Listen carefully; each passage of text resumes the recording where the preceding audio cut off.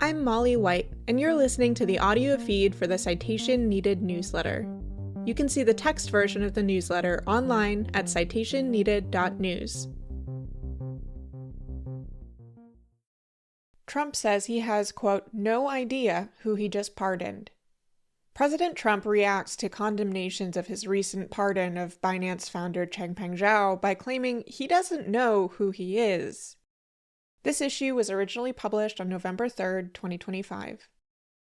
Faced with blowback over his pardon of Binance founder Changpeng Zhao, President Trump has offered a curious defense. He doesn't even know the guy. Why Trump thinks this would somehow assuage fears that the pardon is improper is anyone's guess. Trump previously claimed Zhao, quote, had a lot of support, and so I gave him a pardon at the request of a lot of good people.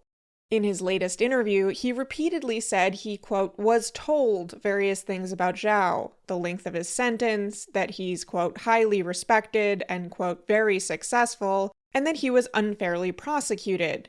He has not said who exactly is doing the telling. Asked about the appearance of corruption, Trump bristled, quote, I'd rather not have you ask the question. By the time Trump pardoned him, Zhao had already served 4 months in prison and paid a $50 million fine after admitting he violated the Bank Secrecy Act by failing to run an effective anti-money laundering program at Binance. Binance itself paid $4.3 billion and pleaded guilty to 3 related charges involving unlicensed money transmitting and sanctions violations. Prosecutors and regulators argued those failures helped illicit funds move to terrorists, sanctioned groups, cybercriminals, and child abusers. Though Trump and members of his administration have portrayed the case against CZ as mere persecution as part of a larger Biden-led war on crypto, court documents describe a CEO and other company leadership intentionally breaking U.S. laws to maintain access to lucrative U.S.-based customers and setting up a complex scheme to divert regulatory attention away from the company's crimes. The CBS interview. As Trump sat down for his first interview on CBS News after the network paid him a $16 million bribe settlement and installed right-wing pundit Barry Weiss as head honcho, he waxed poetic about how he, quote, sees good things happening in the news, one of them being Weiss's hiring, which he described as, quote, the greatest thing that's happened in a long time to a free and open and good press. Much of the interview consisted of softball questions, with few follow-ups and no fact-checking for some of Trump's more extreme claims, such as that China is actively testing nuclear weapons, which was met only with a remark that, quote, that would be certainly very newsworthy. But after the wide-ranging interview concluded, O'Donnell asked if she could squeeze in one more set of questions. After laying out the history around Changpeng Zhao's conviction, noting that, quote, the government at the time said that CZ had caused, quote, significant harm to U.S. national security, essentially by allowing terrorist groups like Hamas to move millions of dollars around, she asked Trump why he'd decided to pardon Zhao late last month. Trump replied, quote, I don't know who he is. I know he got a 4-month sentence or something like that, and I heard it was a Biden witch hunt. This man was treated really badly by the Biden administration, and he was given a jail term. He's highly respected. He's a very successful guy. They sent him to jail, and they really set him up. That's my opinion. I was told about it. Asked again why Trump would pardon someone accused of, quote, significant harm to U.S. national security, with O'Donnell noting the appearance of pay-to-play after Binance's involvement in a $2 billion deal, including the Trump family's World Liberty Financial stablecoin, Trump repeated, quote, I know nothing about it because I'm too busy doing the other, then began describing his son's substantial crypto business dealings and the fact that his son and wife each wrote best-selling books, concluding the ramble with, quote, I'm proud of them for doing that. I'm focused on this. Finally, when O'Donnell repeated, quote, so you're not concerned about the appearance of corruption with this? Trump seemed to grow irritated. Quote, I can't say because I can't say I'm not concerned. I'd rather not have you ask the question, but I let you ask it. You just came to me and you said, "Can I ask another question?" And I said, "Yeah, I don't mind. Did I let you do it? I could have walked away. I didn't have to answer this question. I'm proud to answer the question." Trump and Zhao are on the defensive. Since announcing the pardon on October 23rd, Trump and Zhao have faced sustained criticism. While some in the crypto industry praised the move, many observers outside the sector regard it as a corrupt quid pro quo, paid for with the benefits to Trump's crypto businesses. Even some of Trump's staunch allies, such as Palantir co-founder and venture capitalist Joe Lonsdale, have condemned the move. Lonsdale wrote, quote, "POTUS has been terribly advised on this. It makes it look like massive fraud is happening around him in this area." Senator Elizabeth Warren, a Democrat from Massachusetts and a longtime critic of both Trump and the crypto industry, posted to Twitter, quote, "CZ pleaded guilty to a criminal money laundering charge and was sentenced to prison. But then he financed President Trump's stablecoin and lobbied for a pardon. Today he got it. If Congress does not stop this kind of corruption, it owns it."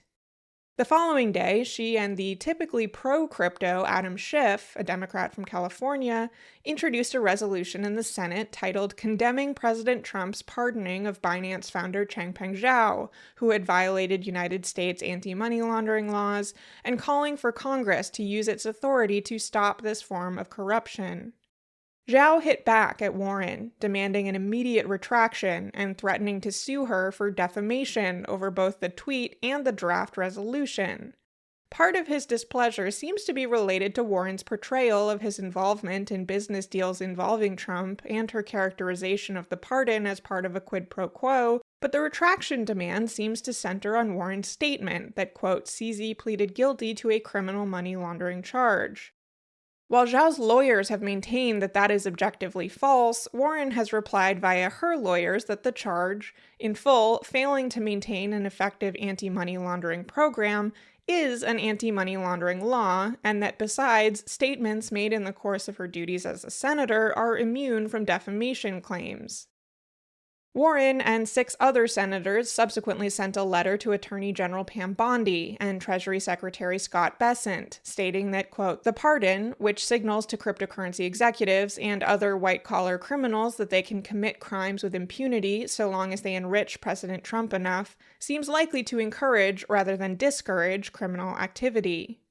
The letter outlines a timeline during which, quote, "Binance and Mr. Zhao began cozying up to the president and his family through a series of financial deals." It details how Zhao and Steve Witkoff met in December 2024 at a cryptocurrency conference in Abu Dhabi. Witkoff co-founded World Liberty Financial, a crypto company partly owned by Trump and his sons. When Witkoff became Trump's special envoy to the Middle East and special envoy for peace missions, the company claimed he was in the process of divesting, though recent disclosures suggest he hasn't. Next in the timeline, the senators cite reporting that World Liberty had, quote, "discussed doing business with Binance, potentially by having Binance develop a stablecoin." Then they cite reporting about World Liberty's launch of the USD1 stablecoin, and later reporting that Binance, quote, "wrote the basic code for the token and promoted it to its large customer base."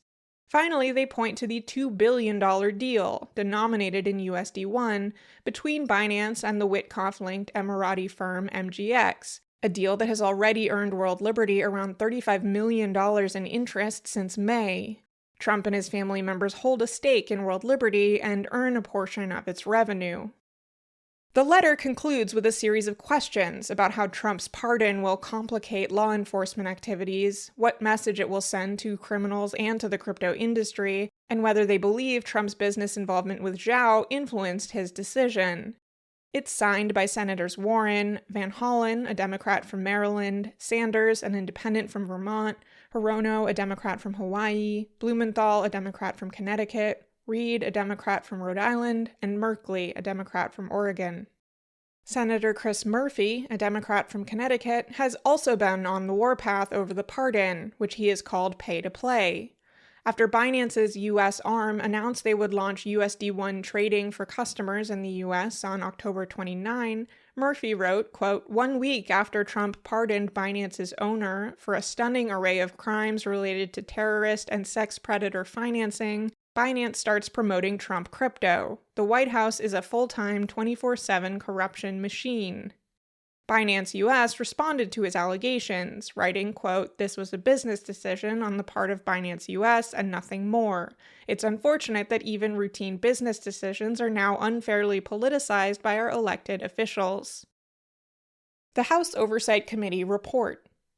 Trump's attempt to dodge accountability for the pardon is poorly timed, coming only a week after the House Oversight Committee published a Republican staff report opining that executive actions signed by Biden with an AutoPen device are void, and recommending the Justice Department, quote, "address the legal consequences." According to the report, this includes Biden's last-minute pardons of his own family and various members of his administration.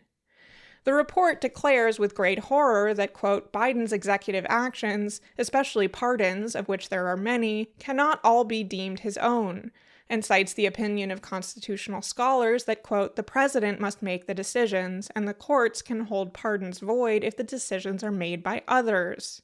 By that logic, Trump's claim that he doesn't know who he pardoned is hardly exculpatory. If a pardon must reflect the president's own decision-making, "I don't know him" invites the very same scrutiny the staff of House Oversight Chair James Comer, the Republican from Kentucky, just leveled at Biden.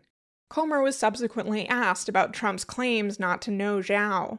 Quote, "Well, I mean, I would assume he knew. But if he said he didn't, I have to look and see what he said. Sometimes he says things, and we have to really analyze and give him another opportunity to make sure he didn't misspeak." Thanks for listening to this issue of the Citation Needed newsletter. If you would like to support my work with a free or pay-what-you-want subscription to the Citation Needed newsletter, or if you would like to receive these issues in your email, go to citationneeded.news/sign-up. If you enjoyed the podcast version of this episode, please consider leaving a rating or review in your podcast player of choice.